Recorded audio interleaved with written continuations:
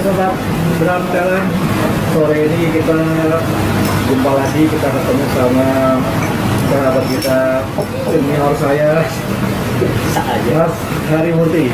Halo. Kalau lu pada nggak kenal, lu keterlaluan. Kalau yang baru belum kenal loh. Harus kenal, yang baru harus kenal. Halo, saya Hari Murti. Oke. Kita di channel apa namanya? Drum Talent. Drum Talent. Oke. Harus nonton terus ya. Oke, kali ini kita mau guys, kita mau bicara, kita ngobrol sebentar dengan Mas Hari yang lagi sibuk banget sekarang ini. Kita mau ngobrol tentang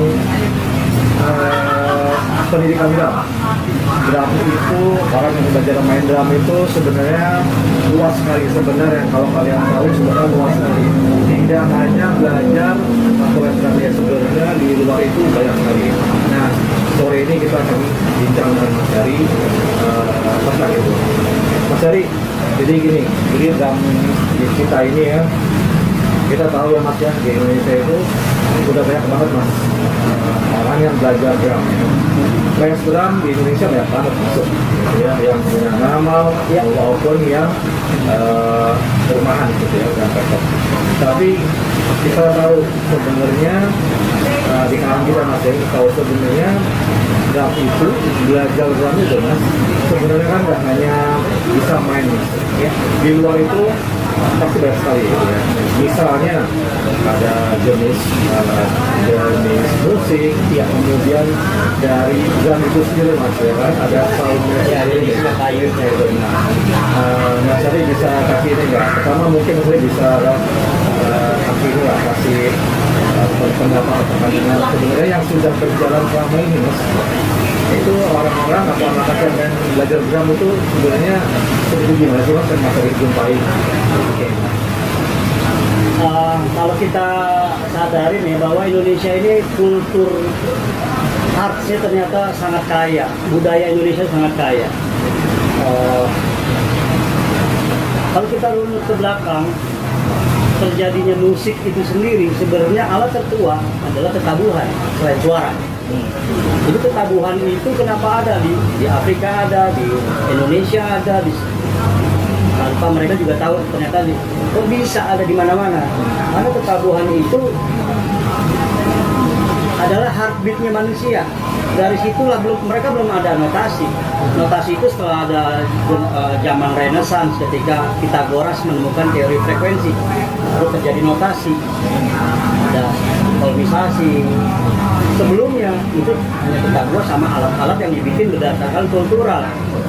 Kenapa dia ada diatonis, ada pentatonis, ya kebetulan aja itu nadanya itu yang, dan itu dulu kultural itu bisa dalam dibuat dalam perayaan, peribadatan, dalam suatu kultus, macam-macam.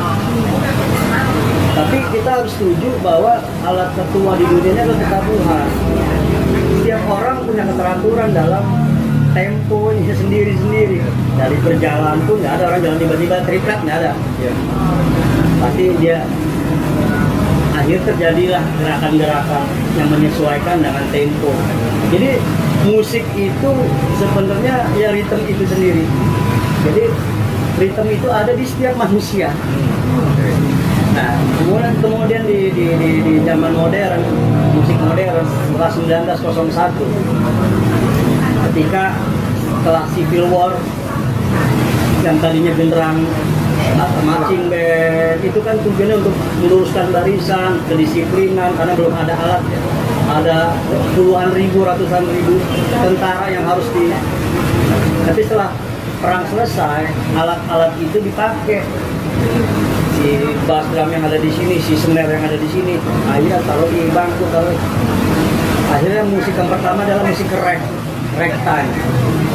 Temponya masih temponya marching band, cetek, masih sekitaran itu. Nah, sound sectionnya karena juga sound section yang ada di marching band. Mulailah perkembangan itu dari rag, kemudian jadi orkestra, para pemain klasik mulai. Kemudian masuk ke era jazz. Ketika akar musik itu adalah blues. Nah, blues itu kemudian ditambah dengan orkestra, jadilah orkestra jazz, kemudian berkembang jadi bebop. Dan ketika era tahun 50-an itu mulai ada namanya rockabilly. Rockabilly itu ketika ya zaman Elvis Presley, Everly Brothers, segala macam. Kemudian jadi rock and roll. Rock and roll ketika ada The Beatles, kemudian pop itu awalnya Beatles. Terus kemudian ada mulai ke distorsi pada zaman mulai dari Helter Skelter, Sgt. Pepper, sampai kemudian di penghujung ketika setelah perang Vietnam mulai banyak kita mengenal yang namanya psychedelic era. Psychedelic era itu orang ke timur setelah perang dunia Civil War, kemudian akhirnya ada musik, bikinlah festival musik pertama ke tahun 69 Woodstock. Di situ orang mulai pencarian dengan alat-alat yang dibuat, ada minimum, ada. Akhirnya musik itu bergerak menjadi musik progresif tahun 70-an. Kemudian tahun 80 lah itu sampai 90 itu golden era-nya. Setelah itu musik itu kembali tidak ada lagi, habis itu. Itu ada new wave, ada rock, ada mulai metal, tapi itu musik itu berakhir menurut saya di tahun 90. Setelah itu pengulangan karena semua sudah, karena dulu musik di zamannya ketika polifonik diciptakan, mereka berkreativitas di polifonik. Ketika minimum monofonik, kemudian alat-alat ada Simon segala macam mengikuti perkembangan dengan riset. Jadi musik yang dulu itu mereka sangat meriset. Jadi terjadinya musik industri ini yang kita kenal sekarang dan kita nikmatin saat ini tidak terlepas dari histori yang sebelumnya. Artinya kalau kita runut dulu, sebenarnya setiap orang punya beatnya sendiri-sendiri, punya ritmenya sendiri-sendiri. Jadi alat yang paling mudah ya sebenarnya drum, karena ada bentuk ekspresi di situ.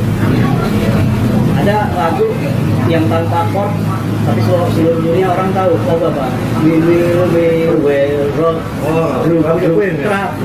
Belum ada chordnya orang udah tahu itu semua lagu itu pasti we will rock you. Iya. Segitu hebatnya dan semua orang langsung bisa loh. Semua orang langsung bisa.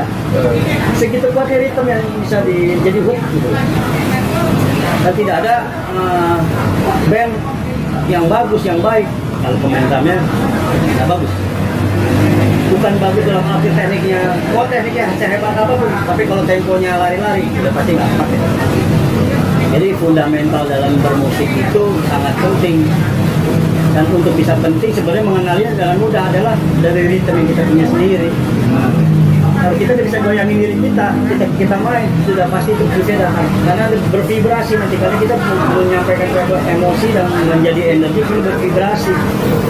Makanya jangan heran kalau tiba-tiba kayak zaman dulu ada Michael Jackson, ada Madonna, ada Beatles. Orangnya baru sampai panggung orang bisa histeris belum nyanyi loh dia.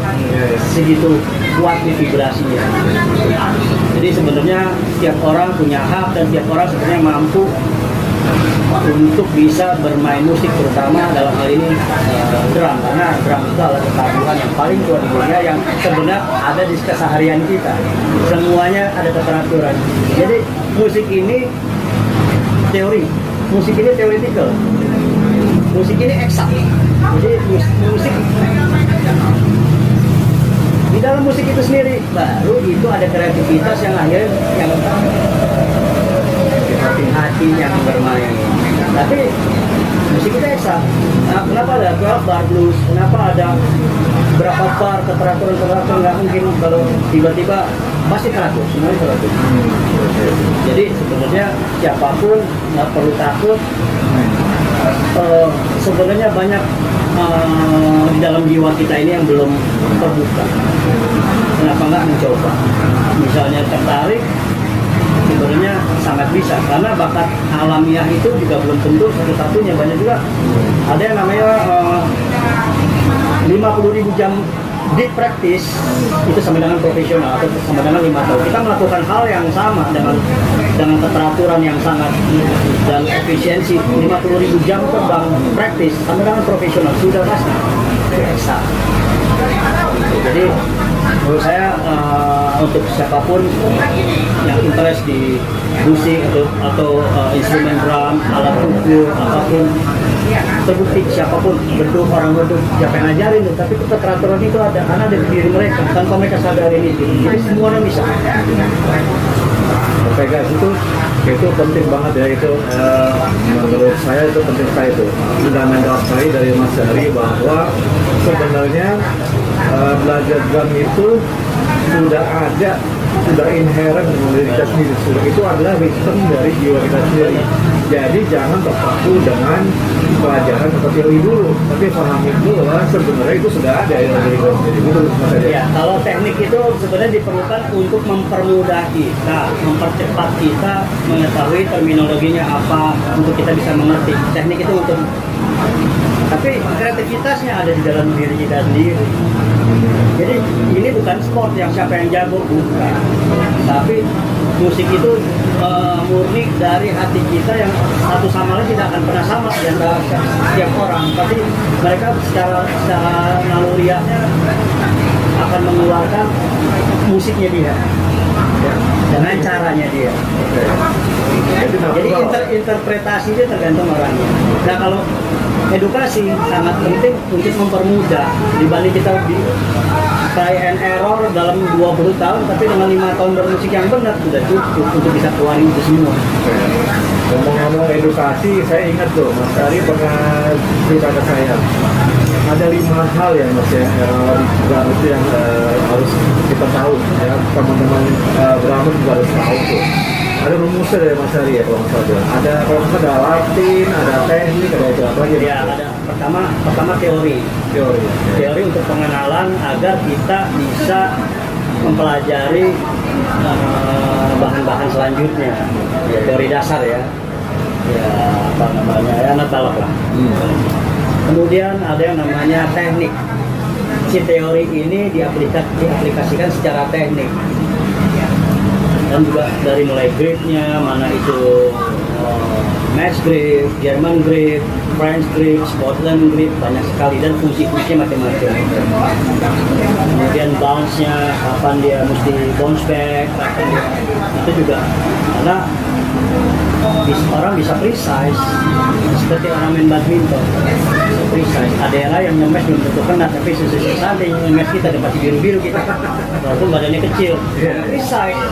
Keteraturan itu harus itu keteraturan seperti ngasah pisau, latihan ya. Harus dengan latihan yang benar, processing benar, checking yang benar, itu teknik. Kemudian ada lagi tadi teori, teknik, ada style itu jenis musik, rock, ada apa segala macam macam itu untuk pengenalan terhadap interpretasi musik itu sendiri, yang nanti akan kita tahu namanya musical situation. Kita mengerti situasi bermusiknya. Oh, ini ternyata ini. Oh, ternyata rotasi itunya, roadmap lagunya seperti ini. Jadi kenapa ada orang jamming kok nggak pernah salah mainnya, karena dia tahu roadmapnya. Oke. Kemudian ada lagi jazz. Jazz ini sesuatu yang berbeda dari style, karena jazz itu akar musiknya blues. Ini ada pelajaran tersendiri, dan yang lebih penting lagi adalah gini, Latin.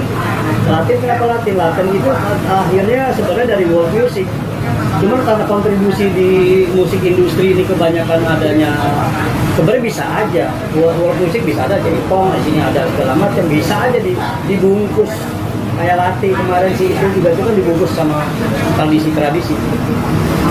Latin ini yang paling populer di musik industri. Nah, Latin ini terdiri dari 2, ada Afro-Cuban, ada Brazilian. Kalau Brazilian mungkin ya samba, ada bossa nova. Dan ini macam-macam, ada solo, ada merengue, ada banyak sekali, Cascara, segala macam, Mozambik, macam.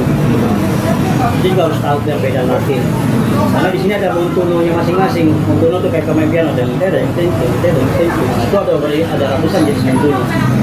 Itu dialektika bermusiknya. Jadi kalau kita nggak ngerti dialeknya, adalah sama aja kita di circle kita ngobrol. Orang Madura ngomong bahasa Manado, tapi logatnya Madura, lucu. Karena dialektikanya salah berinterpretasi. Nah, jadi dulu musik itu adalah ketika kita tahu musical situation ya.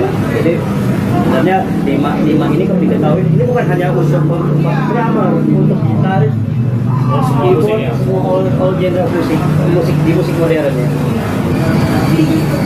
Kalau di gitar mungkin si teknik ini akan larinya ke scale. Ya, tadi pentatonic, ada Dorian, Mixolydian, segala macam.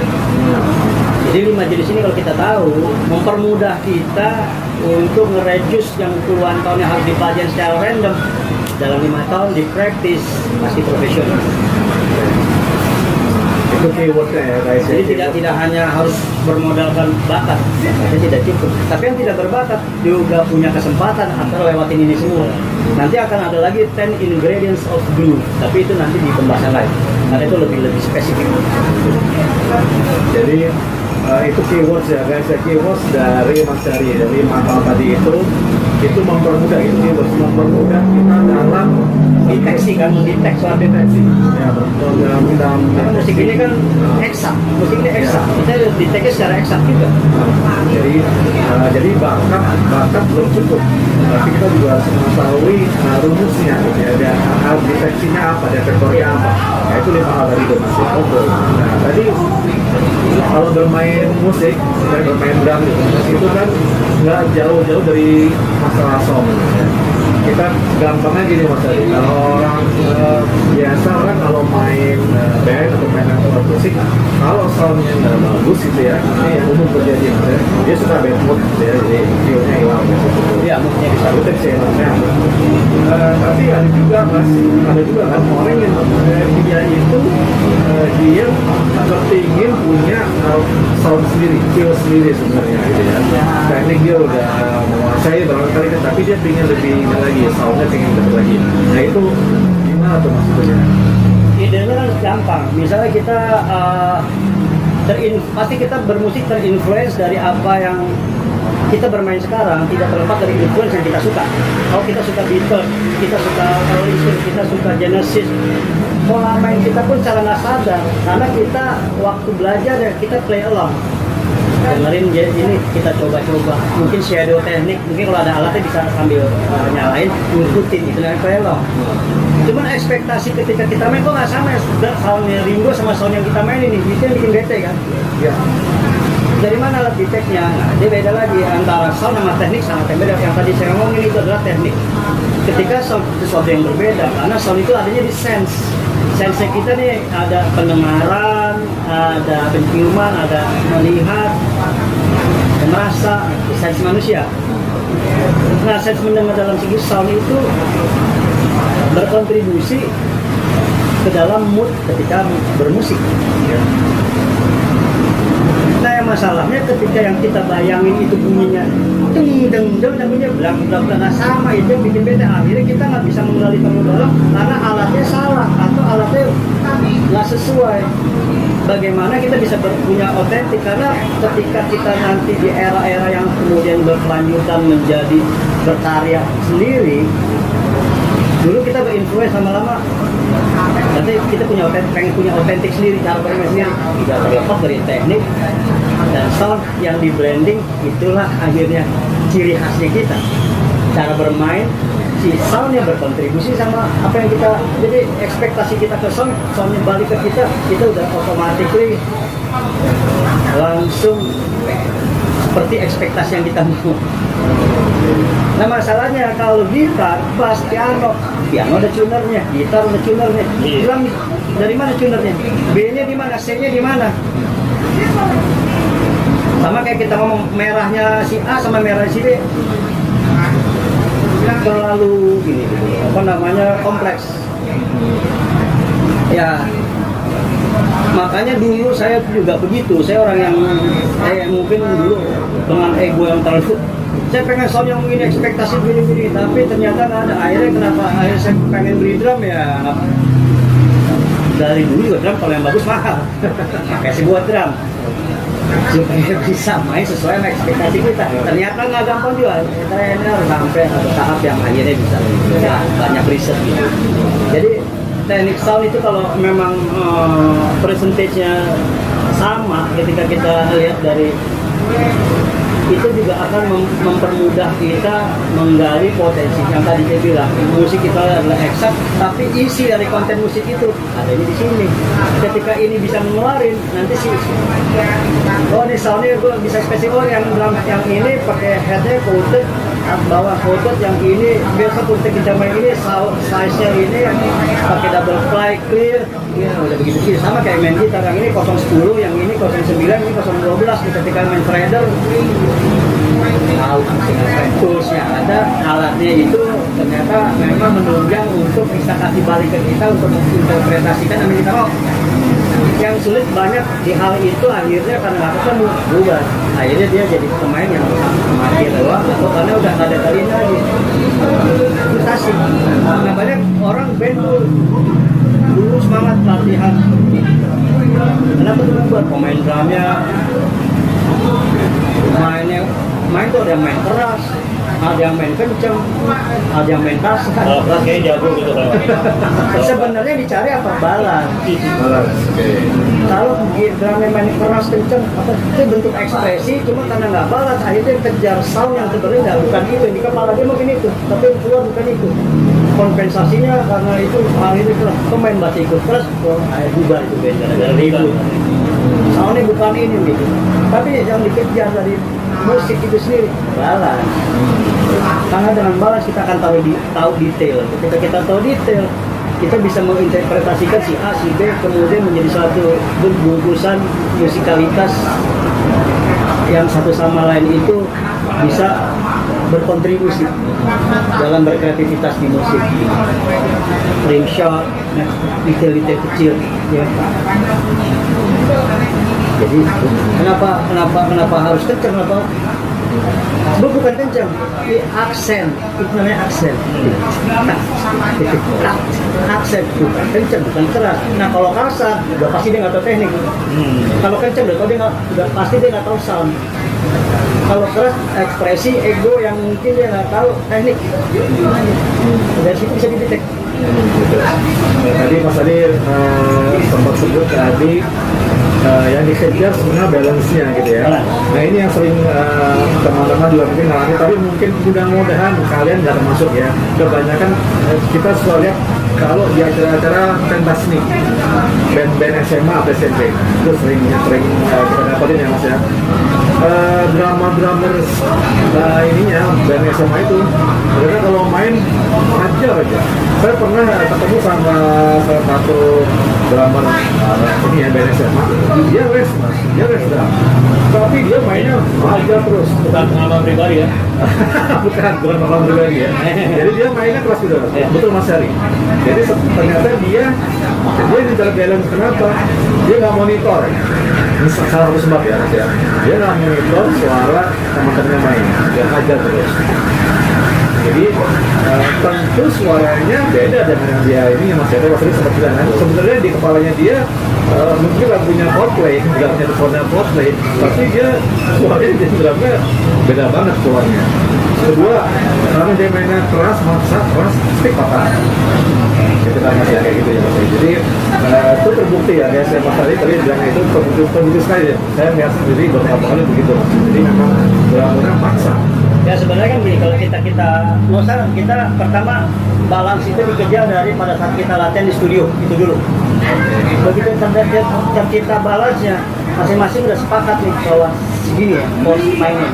Karena frekuensi yang itu nanti akan peak, bisa langsung peak. Begitu kita manggung, stage itu namanya backline.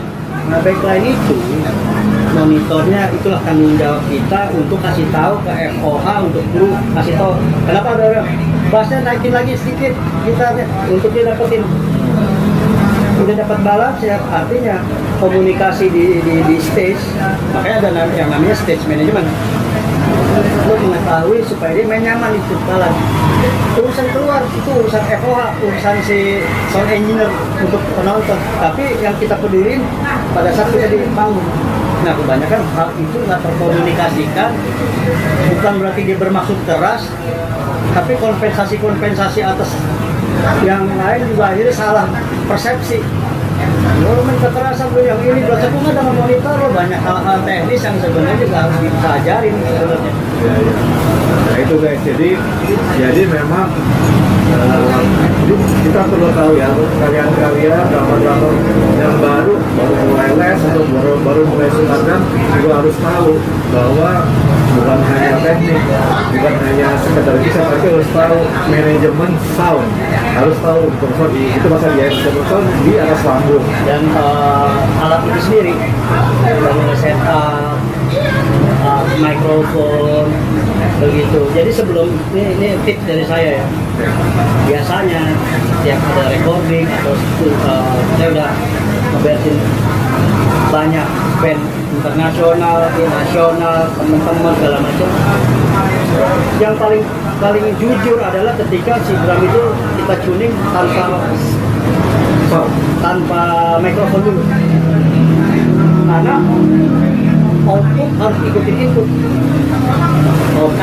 Output itu harus ikutin, kalau inputnya udah bagus, outputnya harus sama. Begitu itu dia cuma main balap saja, nggak perlu di gate atau udah cukup. Jadi ketika kita main sudah kali ini, nih sound gue nih segini ya, buat kira-kira segitu, nggak tambahin dikit.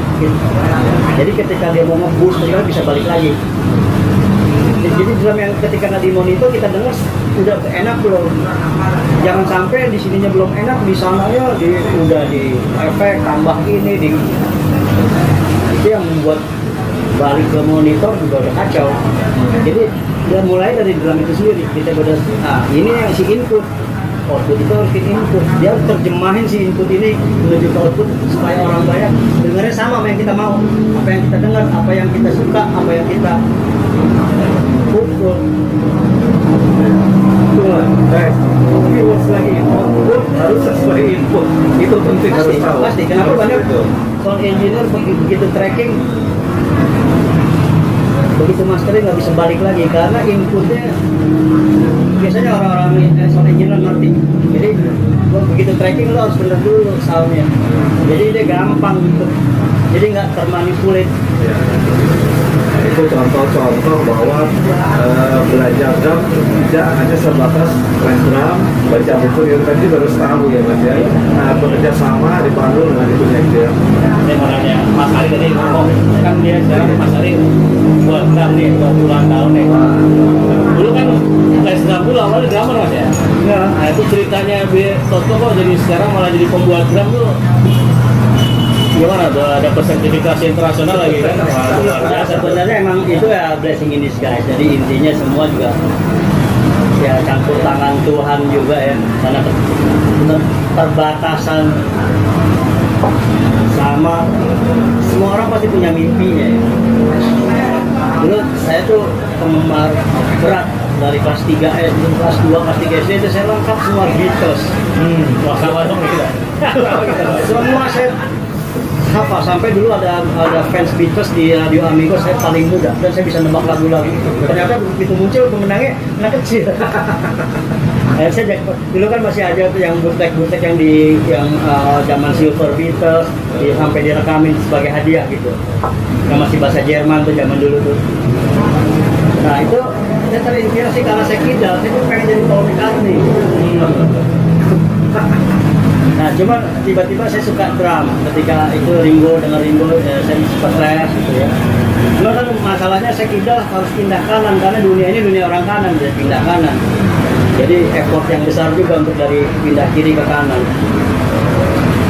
Nah kemudian ternyata dulu ya om saya itu juara drum tahun 81, dia sempat dapat drum dari dikirim ke Jepang dan kemudian drum itu ada di rumah kakek saya, dan kalau saya main itu drum soundnya benar-benar enak. Emang itu drum dulu YD 9000 itu pada zamannya itu masih di prototipe buat si Akira Jimbo sama si Cassiopeia. Jadi soundnya waktu saya belajar itu bahayanya taste udah enak. Jadi ketika saya bikin band zaman SMP, saya ke studio wah saya paling keren, enak nih drum karena saya udah dengar yang enak. Sama kayak anak kecil dikasih es yang tung 1000 perak, yang satu dikasih Campina, satu dikasih Häagen-Dazs, yang es tung dikasih Campina pasti dia tahu rasanya, tapi si Häagen-Dazs sudah disini pasti nggak mau lagi dia. Jadi taste yang tinggi itu sangat ini gitu. berpengaruh banget gitu. Jadi waktu saya proses belajarnya saya udah dapet sound yang enak gitu. Makanya saya cerewet. Akhirnya lihat pemain bass salah dikit, salah tuh. Bassnya keluar coba mainin. Bisa mainnya. Wah, awas ya gue belajar bass. Ternyata saya tanya sama orang pemain bass, lu harus bisa belajar bass, lu susah ngajarin, lu harus kanan lu, tapi lu belajar gitar kuat, tambah harus belajar gitar dulu. Jadi akhirnya saya pindah di kiri, saya pindah kanan tanpa harus belajar gitar, saya belajar sendiri. Sampai sekarang saya di pemain bass. Sampai hari saya nggak bisa main gitar. Jadi belum tentu juga itu teori itu berlaku harus bisa enggak. Tapi notasi itu saya belajar. Nah, artinya ketertarikan tentang sound itu akhirnya membuat saya harus punya drum saya sendiri nih. Karena itu kan drum bukan punya saya kan. Yang minta orang tua ya jelas aja udah kamu sekolah saya dulu deh, jangan itu mahal gitu. Saya mahal. Berarti kalau mahal harus punya uang banyak, harus punya uang banyak itu sama. Dari SD, SMP, SMA, kuliah, kerja, nabung uang, kelamaan. Cara satu-satunya bikin drum. Dulu saya memang orang yang suka beli buku di Rubino tuh, modern drummer, bass player, keyboard player. Saya selalu bermimpi. Saya baca review. Jadi saya tahu terminologi dari modern drummer. Dari situ ya akhirnya saya buat ya trial and error lah sampai akhirnya sebenarnya itu saya buat drum untuk saya sendiri. Nah, ternyata mulai teman-teman ada yang lagi ngapain tuh gini-gini ya kayak club project mulai bersih ini situ kelanjutan sampai selesai ternyata membawa saya jadi sebagai drum maker. At least 30 tahun sudah saya lewatin. Saya juga akhirnya juga memutuskan pada saat itu saya harus tutup mimpi saya sebagai drummer, karena kalau saya tetap jadi drummer ego saya tuh akan juga secara tidak sadar jadi subjektif terhadap orang yang kesentrang sama saya karena ada ego saya di situ. Tapi Sesuai ketika saya sendiri ya. saya bisa, jadi saya belajar drum, saya main drum juga untuk diri saya sendiri.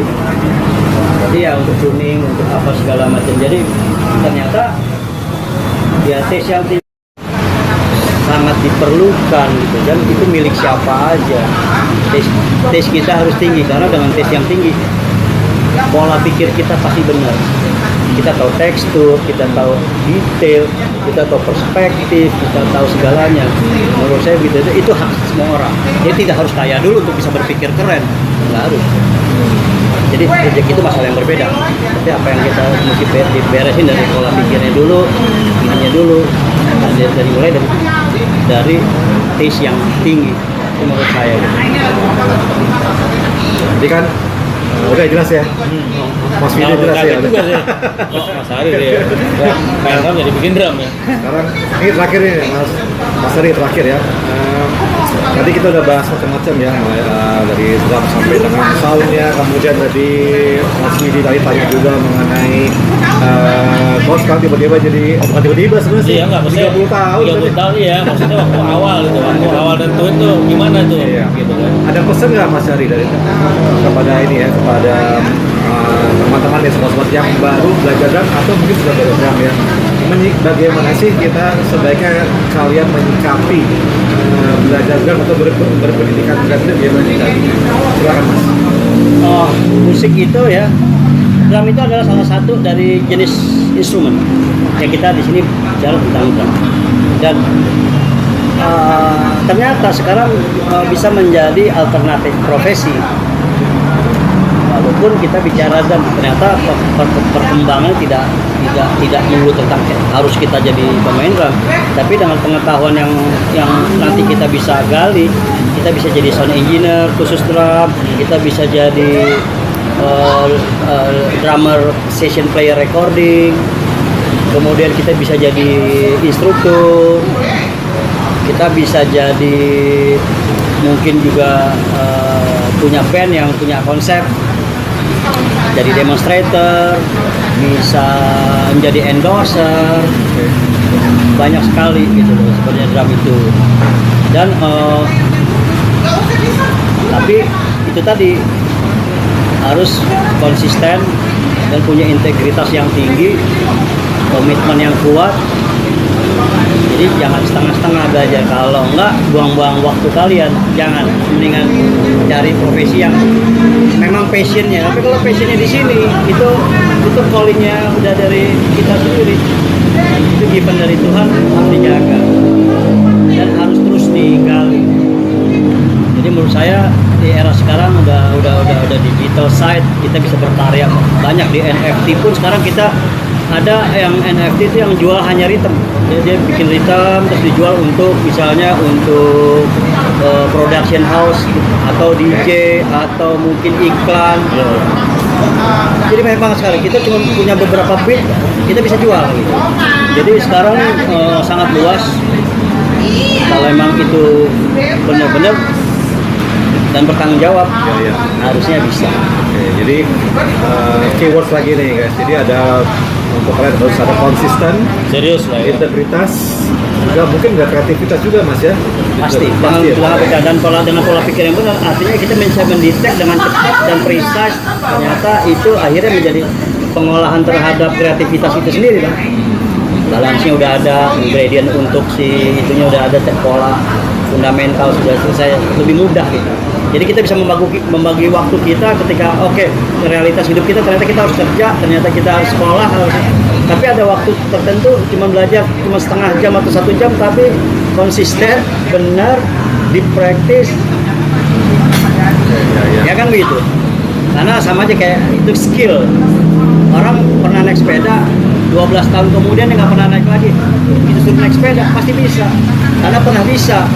Berenang juga begitu, jadi nggak mungkin nggak bisa, cuma kaku-kaku dikit, itulah skill. Jadi penting ya. Jadi itu tadi satu lagi tambahan informasi bahwa sekarang ini di dunia digital, drums itu sekarang sudah bisa jadi profesi gitu mas ya. Itu terbuka dan itu luas sekali, bisa jadi endorsement, bisa macam-macam ya, instructor, bisa juga session player, bisa juga dan macam-macam lagi gitu ya. Gitu. Kalian juga bisa mungkin nanti bisa bergerak di bidang musik recording misalnya, juga bisa luas kayak sebenarnya gitu ya. Musik Produser juga bisa gitu. Oke guys, terima kasih banyak Mas Hari. Saksikan terus acara Drum Talent. Kita akan jumpa lagi dengan Mas Hari dengan topik yang lain yang lebih menarik lagi. Oke, see you guys. Terima kasih.